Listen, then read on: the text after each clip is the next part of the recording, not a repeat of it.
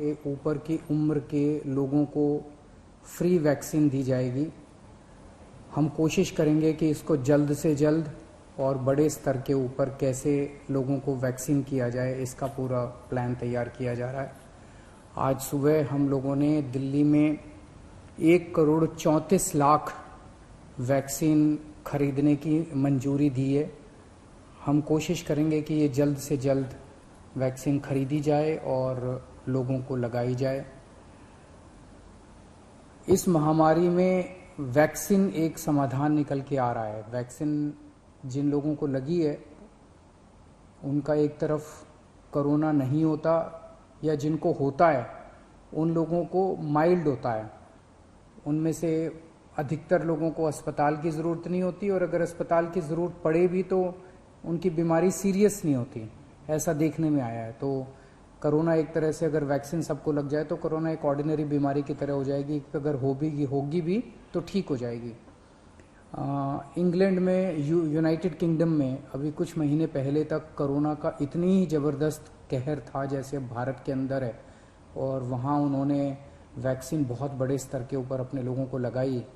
तो कोरोना के अंदर उस लहर के कम होने का, ख़त्म होने का एक बहुत बड़ा कारण एक्सपर्ट्स वैक्सीन को मानते हैं कि जिस इंटेंसिटी के साथ, एग्रेसिवनेस के साथ कोरोना वैक्सीन लगाई गई इंग्लैंड में, उसका कोरोना की लहर को ख़त्म करने में बड़ा योगदान रहा। वैक्सीन के एक निर्माता ने कहा है कि वो राज्य सरकारों को 400 रुपये में देंगे, दूसरे निर्माता ने कहा है कि वो राज्य सरकारों को 600 रुपये में देंगे, और केंद्र सरकार को दोनों 150 रुपये में देंगे। मेरी उम्मीद है कि इसको एक ही प्राइस होना चाहिए, अलग अलग प्राइस नहीं होने चाहिए। उनमें से एक निर्माता का मैं इंटरव्यू देख रहा था जो कह रहा था कि 150 रुपये में जब वो केंद्र सरकार को दे रहे हैं तो उसमें भी उनको फ़ायदा हो रहा है। तो अगर 150 रुपये में भी उनको फ़ायदा है, उसमें नुकसान नहीं है, तो 400 रुपये में और 600 रुपये में तो बहुत ज़्यादा फ़ायदा है। ये समय ऐसा है जो कि इंसानियत को मदद करने का समय है। ये समय ऐसा है जो प्रॉफिट कमाने का समय नहीं है। देश भर के अंदर केंद्र सरकार ने कई दवाइयों के प्राइसेस के ऊपर कैप लगाए। अलग अलग राज्य सरकारों ने हॉस्पिटल्स के प्राइसेस के ऊपर कैप लगाए कि अस्पताल जो हैं इससे ज़्यादा नहीं ले सकते दाम, इस चीज़ के इतने लेंगे, इस चीज़ के इतने लेंगे। ऐसे समय में जब सारा देश मिलके कोरोना की लड़ाई लड़ रहा है, मैं समझता हूँ एक तरफ मैं वैक्सीन मैन्युफैक्चरर्स से अपील करता हूँ कि एक तरफ वो खुद भी इस प्राइस को खुद ब खुद 150 रुपये पे ले आएंगे। पूरी ज़िंदगी पड़ी है प्रॉफिट कमाने के लिए। ये टाइम, कोरोना जब महामारी इतने बड़े स्तर पे फैली हुई है, लोगों से ये प्रॉफिट कमाने का टाइम नहीं है। मैं केंद्र सरकार से भी अपील करता हूँ कि अगर ज़रूरत पड़े तो इसकी भी कैपिंग की जाए और इस प्राइस को कम किया जाए।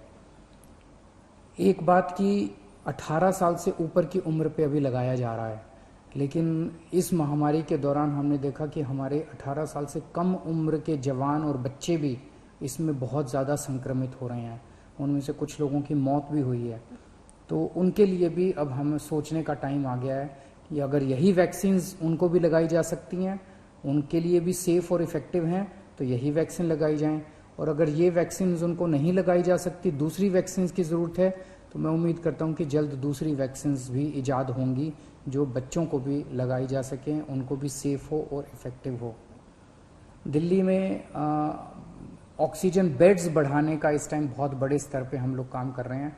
अभी अभी मैं राधा स्वामी सत्संग ब्यास के वहाँ पे जो एक सेंटर बनाया गया है उसका मुआयना करके आ रहा हूँ। आज सुबह सुबह 10 बजे वो मरीजों के लिए खोल दिया गया है। लगभग 500 बेड्स शुरू किए जा रहे हैं। आज 150 बेड्स हैं, अगले 1-2 दिन में 500 बेड्स हो जाएंगे। उसके 2-4 दिन के अंदर इसको 2000 बेड्स तक और फिर 5000 बेड्स तक ले जाया जाएगा। इसके साथ साथ वहीं पे 200 बेड्स का आईसीयू भी तैयार कर रहे हैं राधा स्वामी सत्संग में। और तो मैं उम्मीद, इसी तरह से पूरे दिल्ली के अंदर कई जगह फैसिलिटीज़ क्रिएट की जा रही हैं।